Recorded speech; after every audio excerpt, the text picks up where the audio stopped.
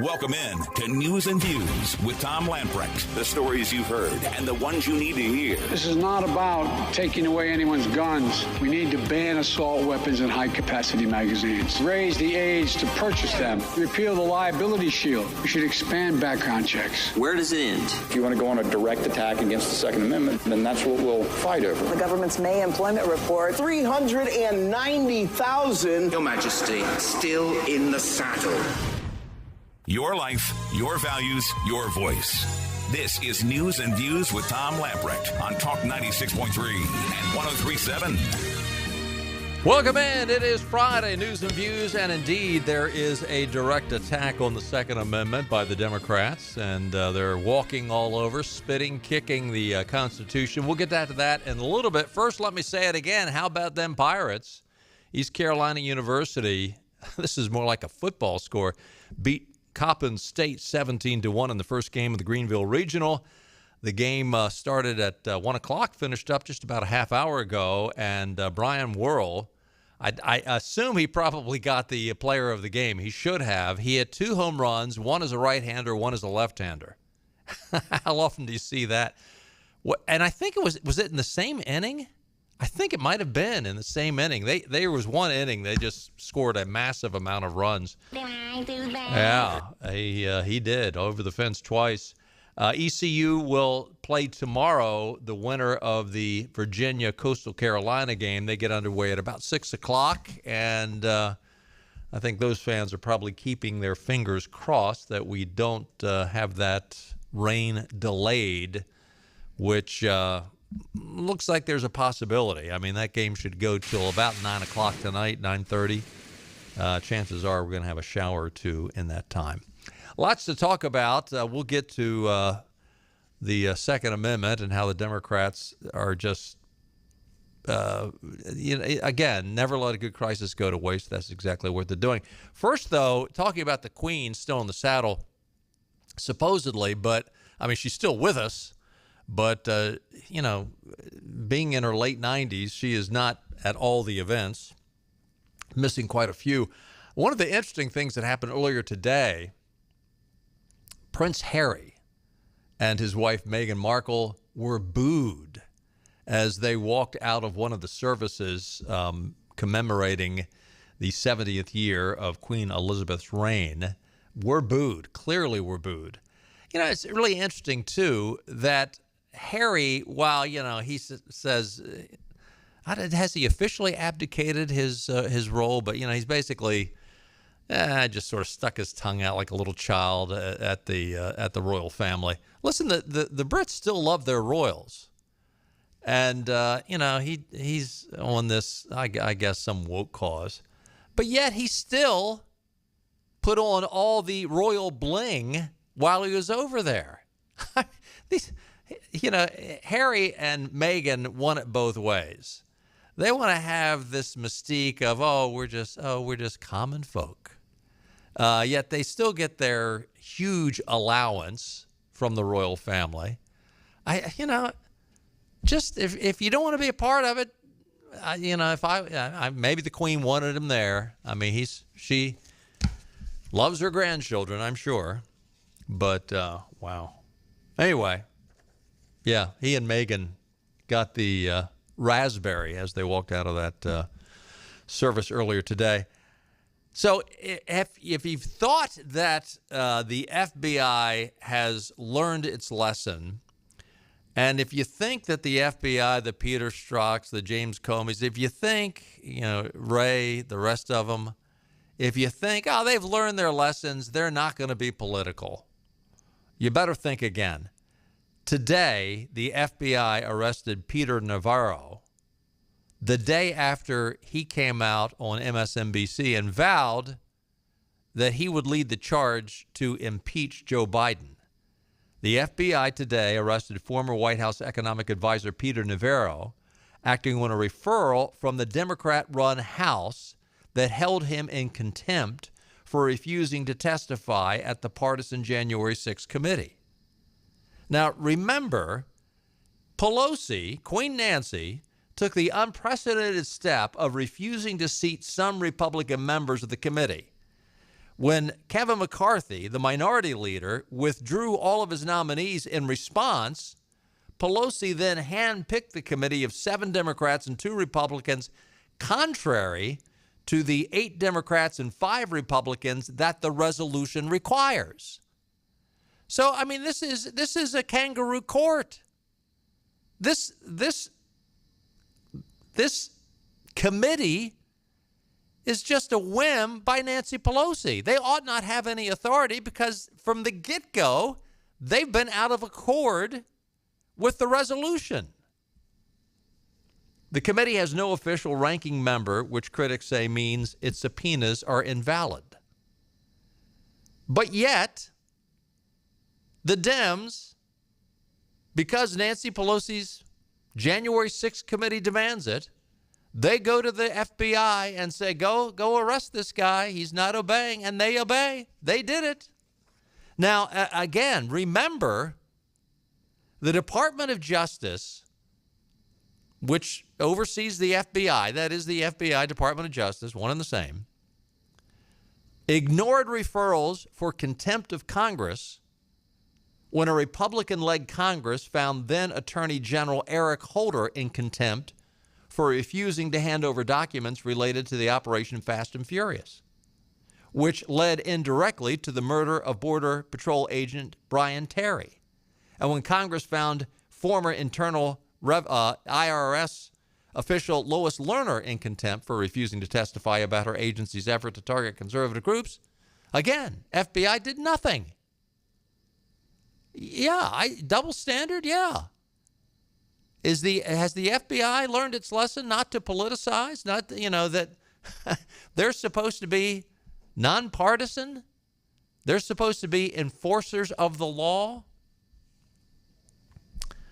Yeah. Navarro was considered one of Trump's most effective advisors after leading the effort to pass the U.S.-Mexico-Canadian agreement to replace NAFTA.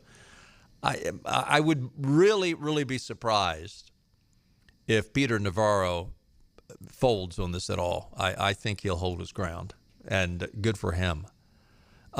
This January 6th committee, Nancy Pelosi, especially Liz Cheney, they ought to be embarrassed and ashamed of themselves.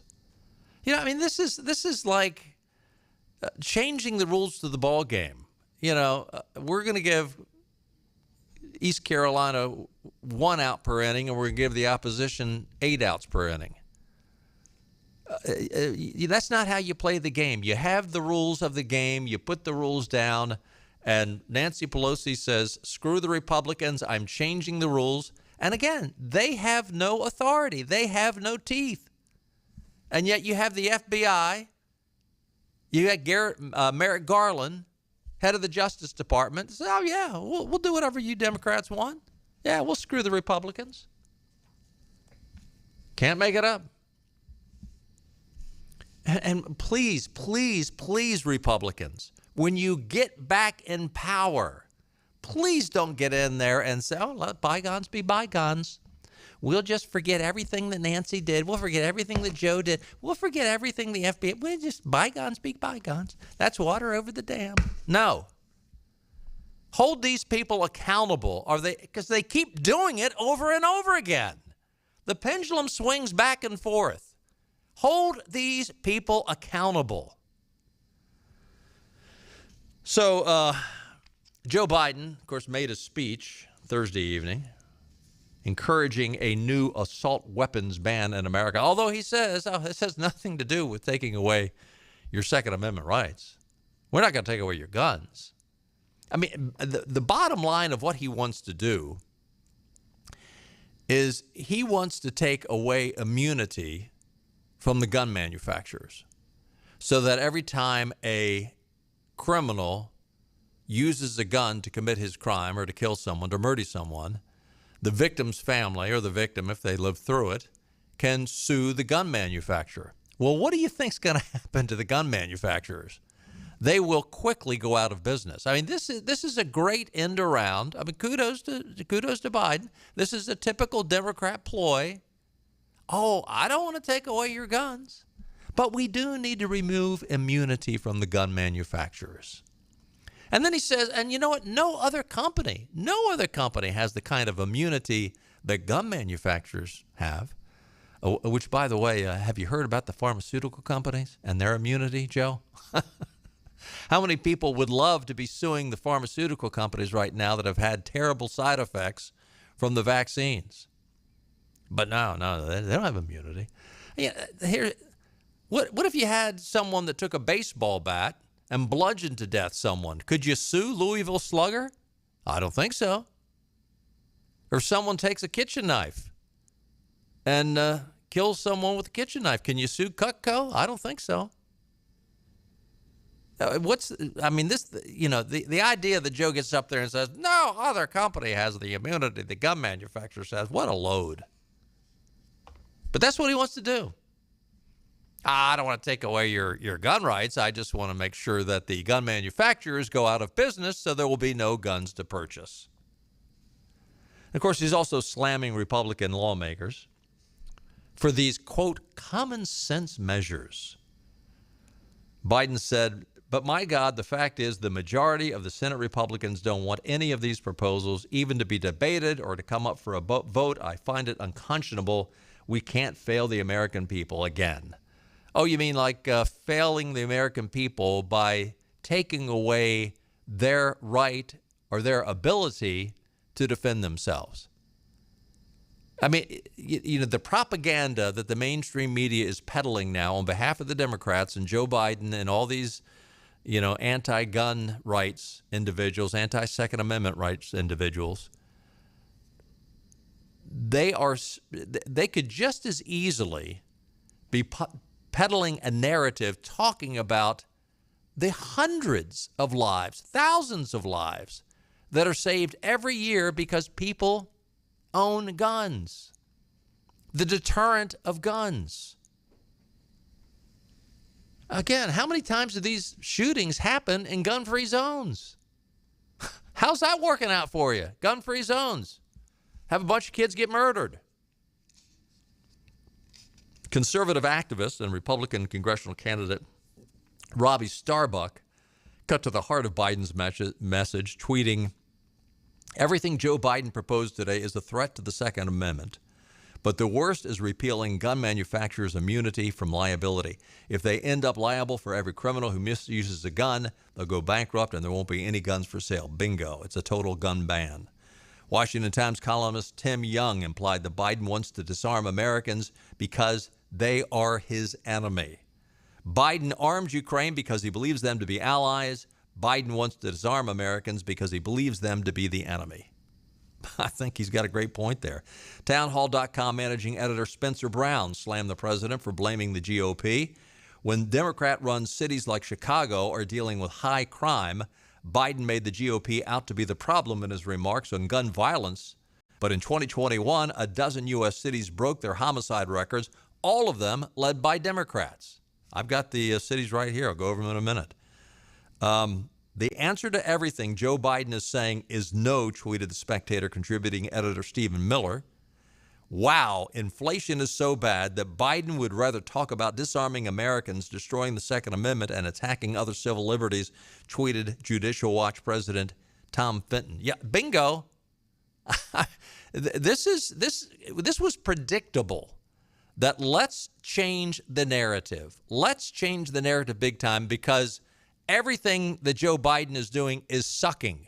Everything he was doing is terrible. Everything he was doing is just making America collapse. You can't get baby formula. You're paying $6 for a gallon of gas. You can't find food on the shelves. If you do, it's twice as much as what it was a year ago. Joe Biden's administration is in turmoil. People are quitting left and right. He's a senile jackass whose policies are just, I'm sorry, am I disrespecting the president? I would like to have respect for the office of the president. This guy is destroying our country. He is destroying our country, and he needs to be called out on it. And things have gotten so bad, let's change the narrative. We got lots more to talk about. We got to take a time out. the irony about all this, though, is as we go to break, when Joe Biden gets up and any of the Democrats get up and say these kind of things that happened under Obama, and it's going to happen under Joe, you watch over the next 60 days, gun sales will go through the roof. Ammunition sales will go through the roof. I wouldn't be surprised right now if you went out to your local sporting goods store and tried to buy ammunition, or go to a gun shop and try to buy ammunition. It would not surprise me at all if suddenly you couldn't find what you thought was easy to find. Why? Because people are going, and this happens every time, when they think that the Democrats are going to take away their rights to defend themselves, they'll go out and stock up. Stay with us. We'll be right back.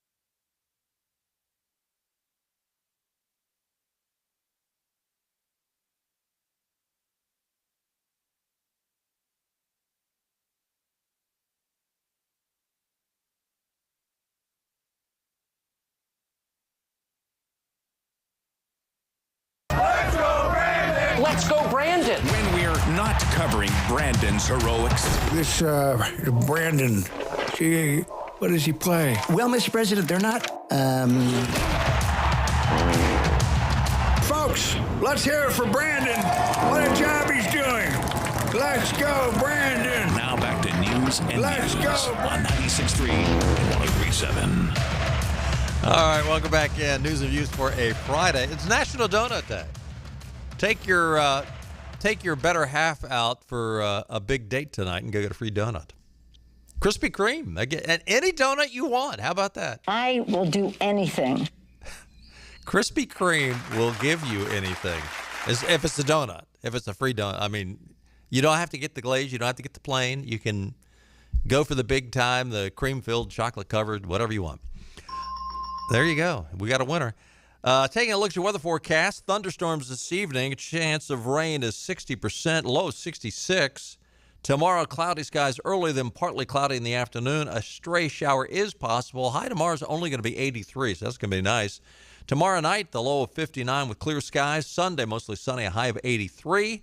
Mostly clear skies, a low of 60 on Sunday night. All in all, for this Greenville Regional, once we get past any possible rain showers tonight, looks like perfect weather for the rest of the regional. Again, if you've been incognito for the last several hours, ECU won big time over Coppin State, 17-1 earlier today. Weather brought to you by our friends at Ironwood. Whether you're looking to spend your summer poolside, courtside, or greenside, Ironwood Golf and Country Club offers a variety of memberships tailored to fit your lifestyle with no initiation fee required. And listen, if you're headed to the beach this summer, as we all are, pack your clubs because Ironwood members receive reciprocal golf and dining privileges at the Beaufort Club in Beaufort, Compass Point Golf Club, and Magnolia Greens located near Wilmington. For more, basically, if you're a member of Ironwood, you're a member of those clubs. For more information, contact Membership Director Jenna Doyle, 252-752-4653. Join in the fun at Ironwood today. The pool is open, the tennis courts are open, and the golf course is in great shape. So give her a call. Continuing on with the great debate, which probably is not going to happen. I mean, this Protecting Our Kids Act that is coming out of Jerry Nadler's House Judiciary Committee is a boondoggle. It's been debated, and well, I tell you, let's go to cut one.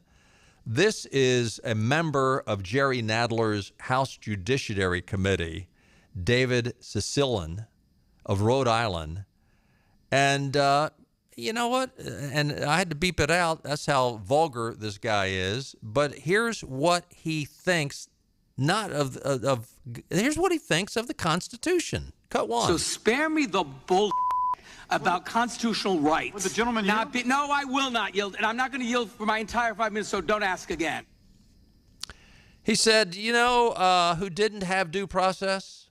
You know who didn't have their constitutional right to life respected? Kids at Parkland, Sandy Hook, and Uvalde, and Buffalo, and the list goes on and on. So spare me the BS, except he said it, about constitutional rights.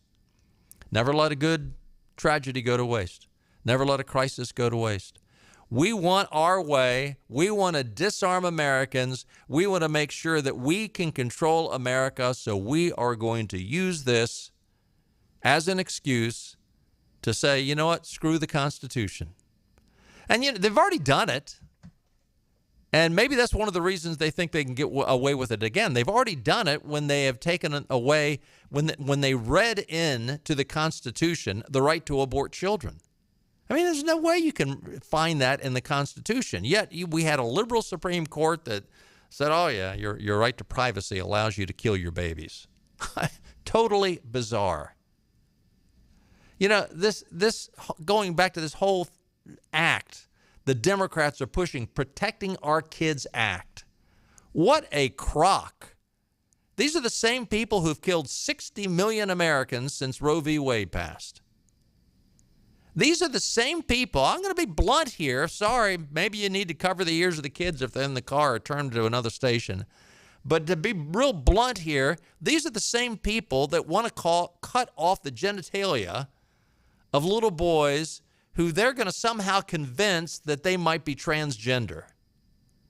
They want to mutilate them for life. Talk about child abuse. And yet these are the same people that, under the guise of taking away the right for you to protect yourself, and for the Second Amendment makes it real clear that one of the reasons we're allowed to arm ourselves is to make sure that our government stays in line.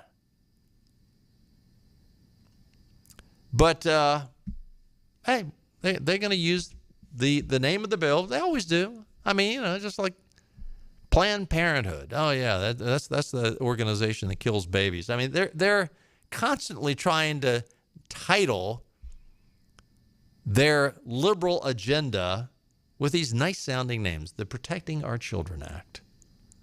And again, how many times have we seen people that are armed can intervene and take? I mean, we talked about just the other week where this guy started shooting up at a birthday party. It was a graduation party on one end of an apartment complex. It was a birthday party on the other end.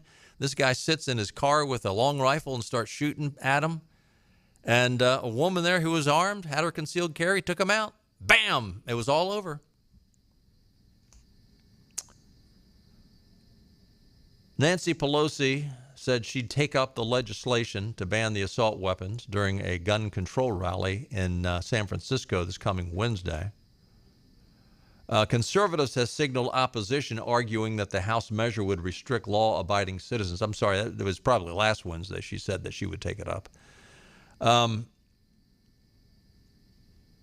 Interestingly, over on the Senate side, while many conservative hardliners have expressed reluctance to change gun laws, there is, quote, a bipartisan group of senators trying to reach a consensus on red flag laws. Last week, John Cornyn said he felt the talks were productive and they're moving closer to finding common ground on a framework that could be palatable to members in both parties in both chambers. Now, again, every time you hear about some bipartisan agreement, I would say every time in the last 10 years, that there's, quote, bipartisan agreement, it's because Republicans lower their standards. Republicans are walked all over. And yet you've got people out there, and, you know, Cornyn, a lot of times he's on the right side of the issues. He seems like he's a fairly good guy, and a lot of times he seems like a conservative. But a lot of times you scratch your head. But listen to this group of these bipartisans that are working on constructive dialogue to address the red flag laws. Senators Murphy, Sinema, Cornyn, and Tillis. Yep. They go on to say Lindsey Graham and Richard Blumenthal have expressed opposition about their chances of coming together on a red flag bill. Lindsey and I made great progress. Again, every time you make great progress, it's because Republicans and the American people get the shaft. One of the good guys up in the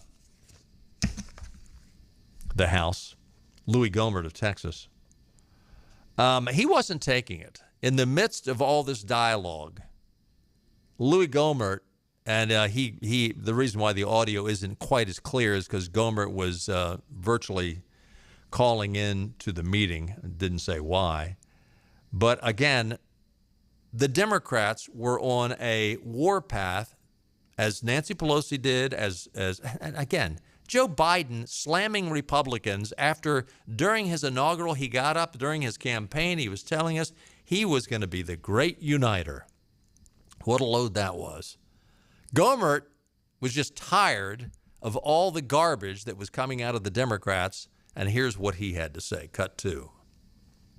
I don't think that it's very effective for the children to have people on the other side of the aisle come in and accuse Republicans of being complicit in murder, and that we put our right to kill over others' right to live, to infer by rhetorical supposed questions, who are you here for? We must be here for the gunman, is an outrage. How dare you? You think we don't have hearts? When we look at the things that you're doing and you're trying to do to America, we've seen the carnage. Democrats control the major cities that have the worst murder rates. Your ideas have been shown to get people killed. You arrogant people attributing murder to those of us that want to do things to stop it? Because we've seen what your ideas do. They create more murder.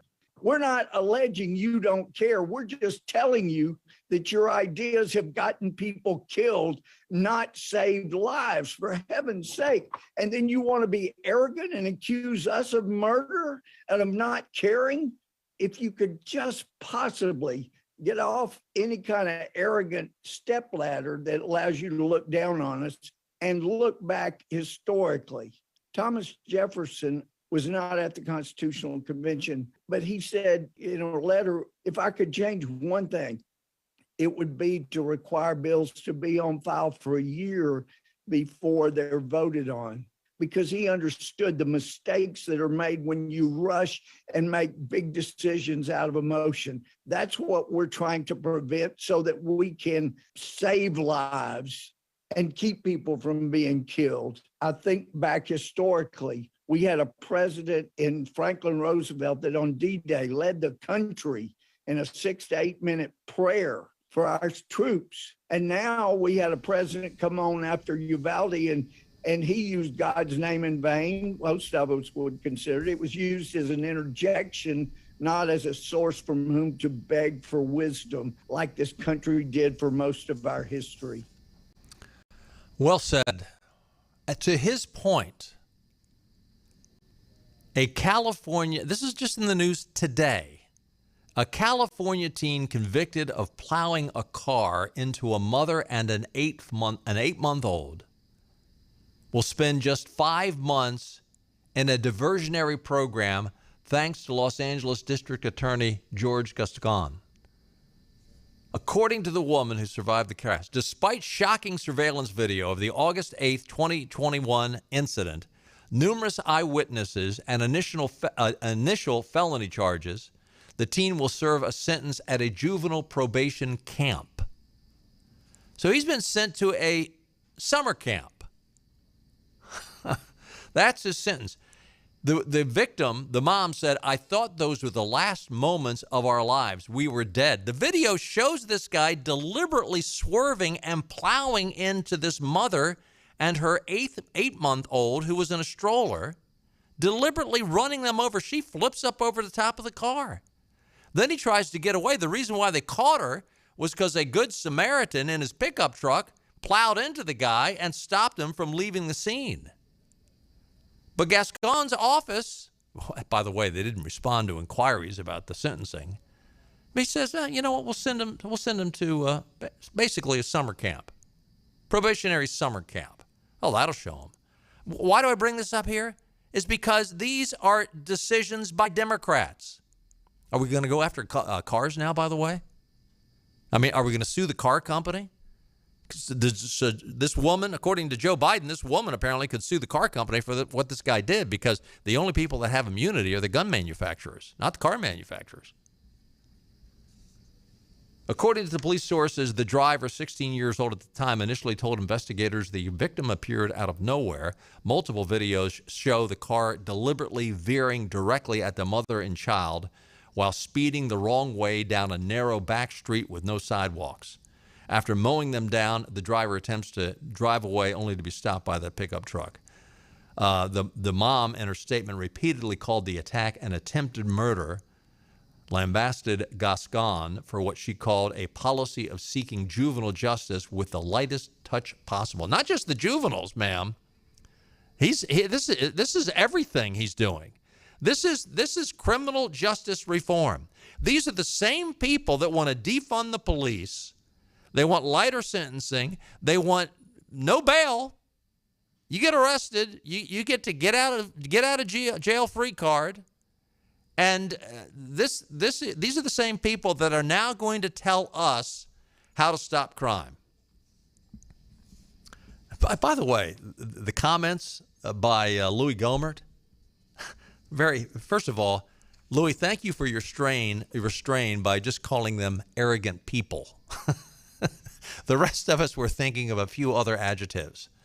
But his quote of Thomas Jefferson, his one regret is that, wouldn't it be great if a bill had to sit after it's filed after it's discussed, debated, and everything else, you got to sit on it for a year before you can vote on it. Wouldn't that be marvelous? I mean, and again, they would never want that because they want emotional responses. They want an emotion. I mean, look, all of us are, we were all sickened by what happened in Uvalde. But my gosh, you don't take everyone's gun rights away for what one sick individual did. And again, if we had had someone in that school that was armed, could we have stopped it? You betcha we could have.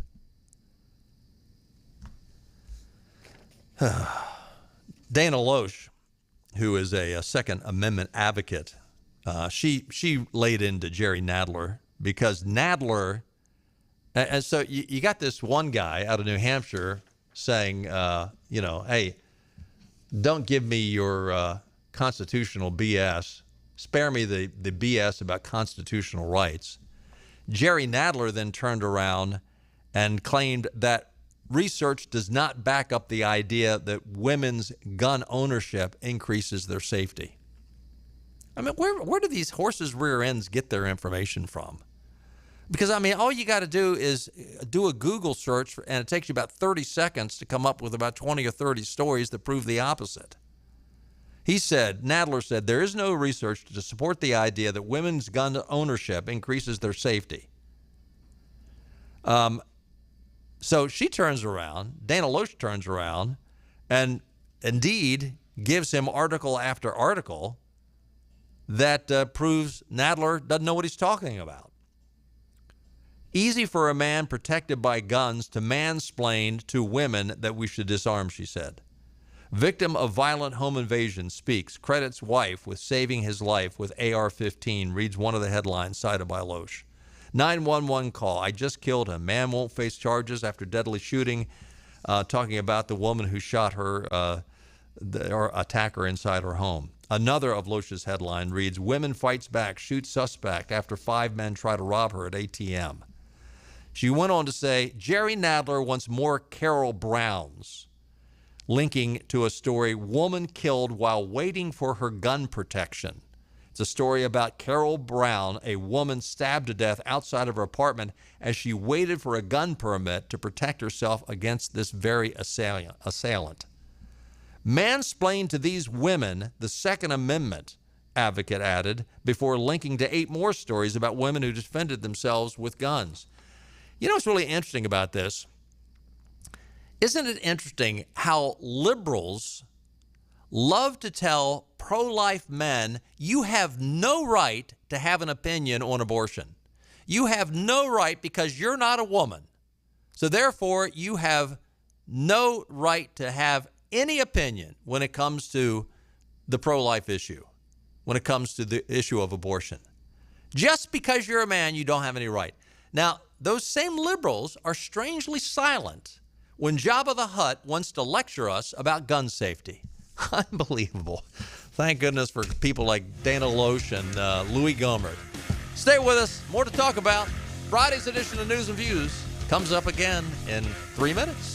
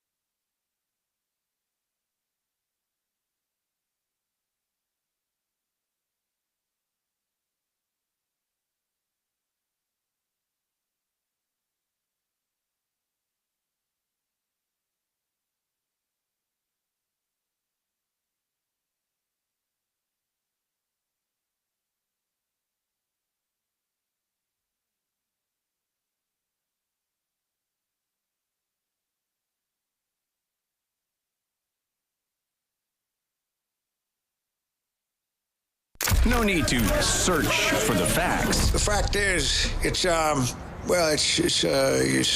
hold on. Let's see, they gave me, Just take note. Okay, it's 1 pound of ground beef, 1 egg. What is this? That's a recipe for meatloaf someone gave me. That's not... And check in throughout the day. Here. Look, no, seriously, look around. Anybody see a piece of paper with my notes on it? For what's next, travel with us on Talk 96.3 and 103.7 with Tom Lamprecht. Welcome back in. Interesting story out of Fox News. The president of Colombia is basically come out and said to Joe Biden, listen, this situation where you're going to have the meeting of the Americas in Los Angeles later this summer, we are not going to have dictators there, as Joe Biden is considering inviting Cuba and Venezuela to this conference. And Joe, you brag about your foreign policy. Just like your old boss, Obama, every time you do something, it's anti-American and it's for the bad guys. Interesting story out of the Washington Examiner. Officials from Kuwait have summoned a diplomat, a United States diplomat, who serves in Kuwait, over the U.S. Embassy's decision to post tweets supporting Pride Month. Kuwait's foreign ministry summoned the ambassador James Holzsnyder on Thursday to hand him a memorandum regarding a series of tweets supporting homosexuality and demanded it not happen again. Sadie and I talked about this often, that it's hard for the Democrats to have it both ways. When they want to have all kinds of pro-homosexual propaganda, pro-transgender, and at the same time, they want to get cozy with countries that follow Islamic law, because you can't have it both ways. I mean, we've said that for years. Kuwait's foreign ministry, some of the guys just said, listen, we're one of 69 countries where homosexuality is banned. Now, the State Department says, all human beings should be treated with respect and dignity and blah, blah, blah. Politicians in Kuwait also condemned the tweet. Quote, the behavior of American embassy is unacceptable. Foreign embassies must respect the public order of Kuwait and its official religion. And again, the State Department says, well, we proudly work to defend all human rights. And they talk about, human rights are universal. Bottom line is, in this situation, Kuwait is correct.